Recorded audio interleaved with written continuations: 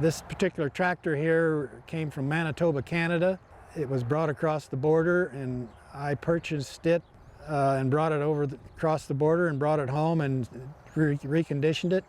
It was been used a considerable amount and had a lot of wear and a lot of things to be done to it. I rebuilt the rear end, I rebuilt the motor, I practically rebuilt everything, the radiator, put new tires on it, did everything I needed to do to get it in the condition it's in now. New seats and all that kind of, steering wheels, muffler. Some of the things had gotten taken off of it before I got it and I had to replace those. Mechanically sound right now. It's in really excellent condition. When I got these over the border, the law told me that if I could drive them over the border, there wouldn't be any problem. But of course they wouldn't run. They were used in the wheat fields in Canada, pulling planters of some kind, you know, wheat planter. And the design of it is not the most comfortable tractor, but it's a dependable tractor. I mean, it's got all the goodies. It's got the torque amplifier and a live PTO, and doesn't have power steering, you know. I wish it did, but don't. They didn't have it. I don't know if that time or not, but